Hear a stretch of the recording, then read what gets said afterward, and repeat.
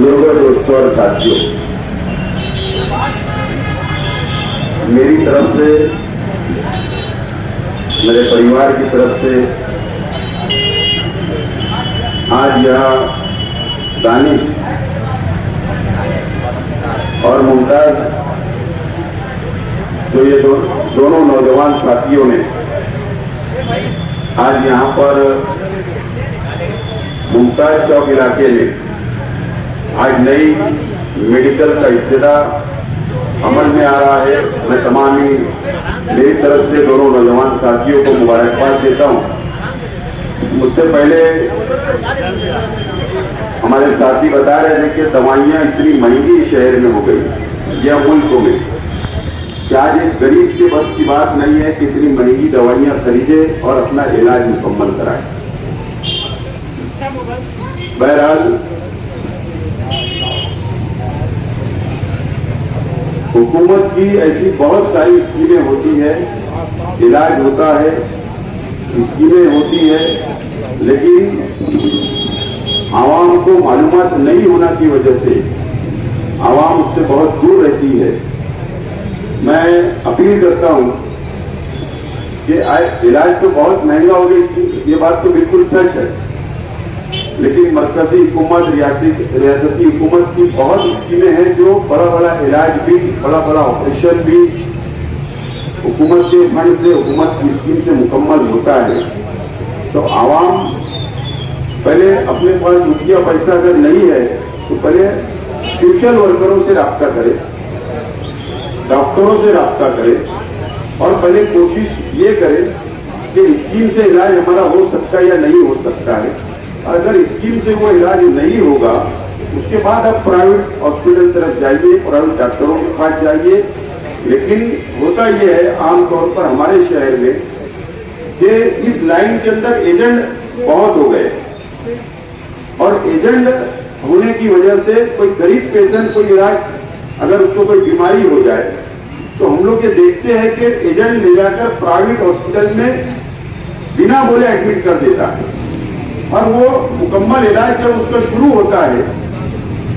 तो बीच में उससे डिमांड की जाती है कि इतना पैसा आप जमा करा दो, टेबल पे इतना पैसा रख दो। और जब टेबल पे पैसा रखने की बात आती है तो वो गरीब दर दर भटकता है, अपना जेवर बेच देता है, अपना घर बेच देता है और वो परेशानी में आ जाता है। तो उससे बेहतर ये है कि पहले हम लोग सोशल वर्करों से रब्ता करें, डॉक्टरों से मालूमात दें, सरकारी हॉस्पिटलों में जाइए कि वहाँ इलाज हो सकता नहीं, उसके बाद आप लोग आगे जाइए। मैं अपील करता हूँ। बहरहाल अल्लाह का करम है कि हमारे शहर के अंदर काफ़ी मेडिकल है, टाउन भी, समाजी अदारे,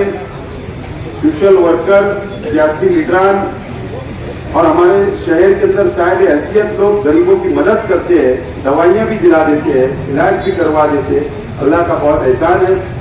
मैं ज़्यादा वक्त नहीं लेते हुए इतना ज़रूर कहूँगा कि मेरी बातों पर आप गौर करिए और उसको अमल करने की कोशिश करें। मैं मुमताज भाई और दानिश भाई को मैं मुबारकबाद देता हूँ इस नई मेडिकल का आप इब्तिदा कर रहे हैं और अल्लाह से दुआ करता हूँ अल्लाह ताला इसके अंदर बरकत दे, तरक्की दे। बहुत बहुत शुक्रिया।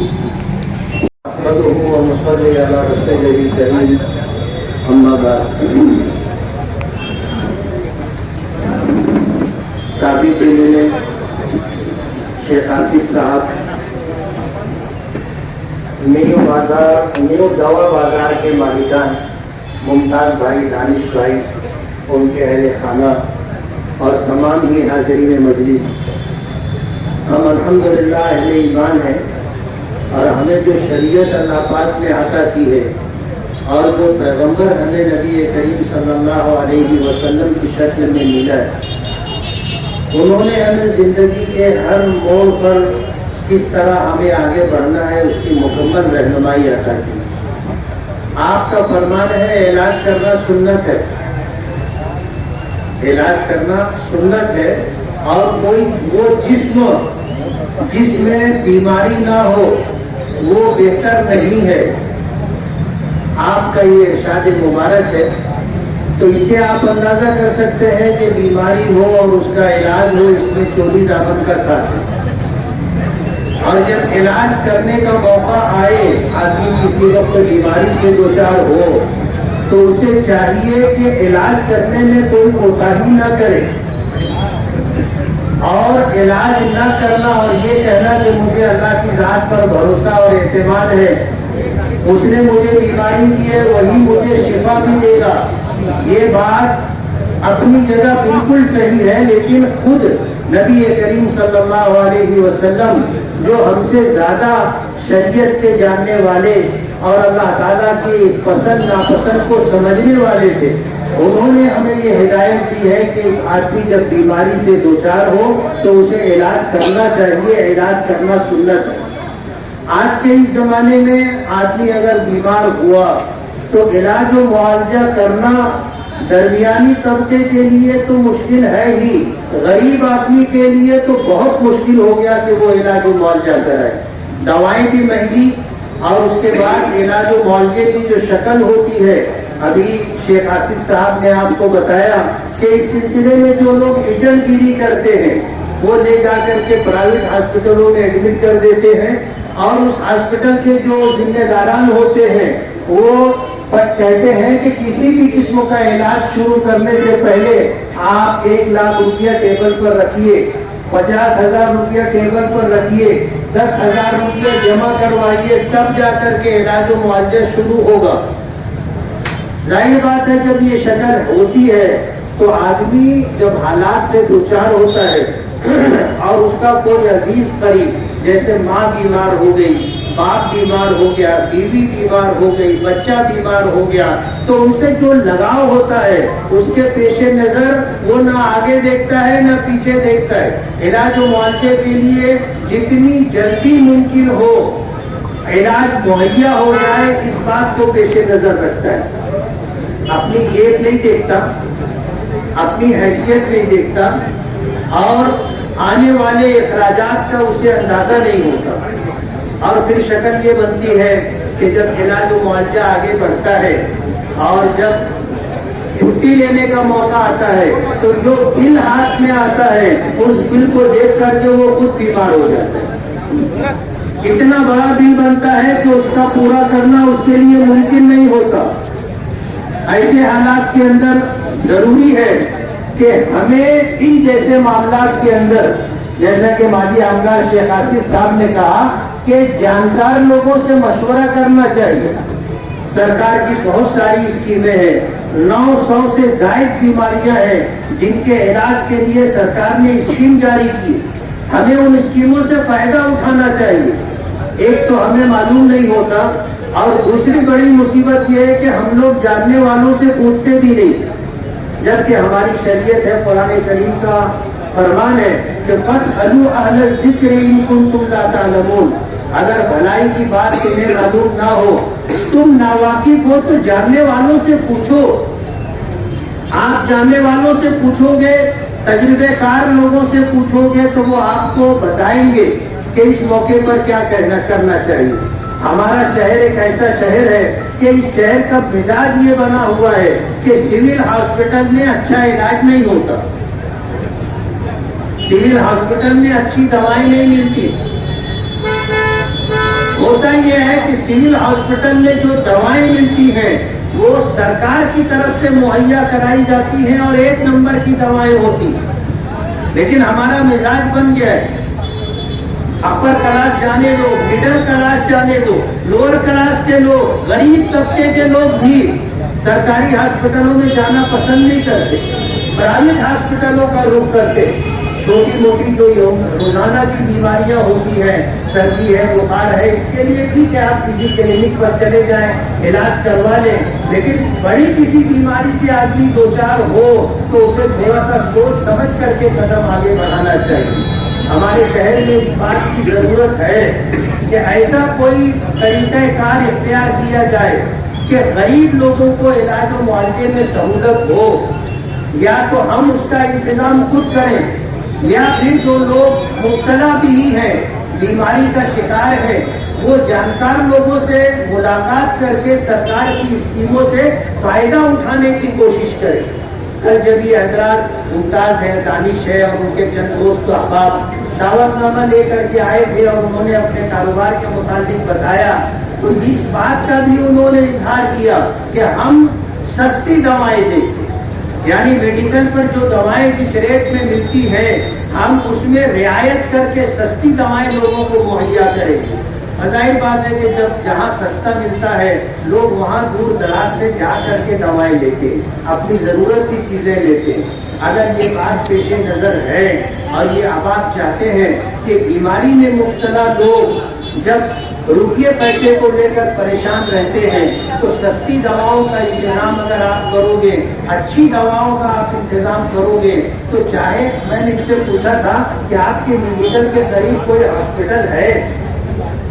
ورنہ آپ نے دیکھا ہوگا کہ جب ہاسپٹل بنتا ہے تو ہاسپٹل والا خود ہی ایک میڈیکل بھی بناتا ہے، اور اس ہاسپٹل کے آس پاس جو میڈیکلیں ہوتی ہیں لوگ ہاسپٹل سے نکلتے ہیں، بھاگ کر کے میڈیکل پہ جاتے ہیں، جلدی سے دوا لیتے ہیں، فوراً واپس آتے ہیں، اس لیے کہ ان کو کہا یہی جاتا ہے بس 1 منٹ میں دوا چاہیے۔ پھر سے میں نے پوچھا کہ آپ کی ایجنسی کے قریب، آپ کے میڈیکل اسٹور کے قریب کہیں ہاسپٹل ہے؟ بولے نہیں ہے ہاسپٹل، لیکن ہم لوگ سستی دوا دیں گے۔ میں نے کہا پھر ٹھیک ہے، آپ سستی دوا دیں گے تو بہت اچھی بات ہے۔ آج اس موقع پر دوا آج کے زمانے میں ہر ایک کی ضرورت بن گئی۔ پہلے ایسا ہوتا تھا لوگ کم بیمار ہوتے تھے، وجہ اس کی یہ تھی کہ لوگ کم کھاتے تھے۔ کتابوں میں آپ نے پڑھا ہوگا کہ ملک فارس سے، یونان سے، وہاں کے حکمراں اور بادشاہ نے ایک حکیم کو مدینہ منورہ بھیجا تھا، اور وہ مدینہ منورہ میں آ کر کے رہا۔ کافی ٹائم گزارنے کے بعد بھی بیماروں کا علاج و معالجہ کرنے کے لیے اس نے اپنے آپ کو مدینہ منورہ میں مقید کر لیا تھا، لیکن بیمار آتے نہیں تھے۔ اس نے جا کر کے ذمہ داروں سے پوچھا کہ آپ کی بستی ایسی کیسی بستی ہے کہ یہاں کوئی بیمار نہیں ہوتا؟ تو بتایا کہ ہمارے پیغمبر جناب رسول اللہ صلی اللہ علیہ وسلم نے ہمیں بتایا ہے کہ اپنے پیٹ کے 3 حصے کرنا چاہیے، ایک حصہ کھانے کے لیے، ایک پانی کے لیے اور ایک خالی چھوڑ دینا چاہیے۔ کم کھانے والا بیمار نہیں ہوتا، کم کھانے والا بیمار نہیں ہوتا۔ حجاج ابن یوسف ایک بہت بڑی تاریخی شخصیت گزری ہے، جہاں اس نے بہت زیادہ ظلم و ستم کیا تھا، وہیں اس نے قرآن کریم کی آیات پر اعراب بھی لگایا ہے۔ اگر وہ قرآن کریم کی آیات پر زیر زبر نہیں لگایا ہوتا تو آج ہم لوگوں کے لیے قرآن کریم پڑھنا مشکل ہو جاتا، بلکہ بے پڑھے لکھے عربی نہ جاننے والے لوگوں کے لیے ناممکن ہو جاتا، لیکن اس نے قرآن کریم پر زیر زبر لگایا تو قیامت تک پڑھنے والے لوگوں کا جو ثواب ملے گا اللہ پاک اس کو بھی عطا کرے گا۔ تو اس امت کا سب سے بڑا ظالم بھی تھا اور اس امت کا سب سے بڑا نیکی کا کام بھی اس نے کیا۔ اس نے اپنے اس وقت کے بغداد کے مشہور حکیم سے پوچھا تھا کہ مجھے طبی اعتبار سے کوئی مشورہ دو، تو انہوں نے مشورہ دیا تھا کہ دوپہر کا کھانا کھانے کے بعد 15-20 منٹ، آدھا گھنٹہ قیلولہ کرنا چاہیے،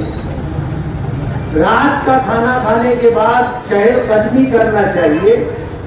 بغیر چہل قدمی کیے بستر پر نہ جائے، اور بستر پر جانے سے پہلے پیشاب پخانے کی حاجت پوری کر کے بستر پر جانا چاہیے، اور ایک کھانا کھانے کے بعد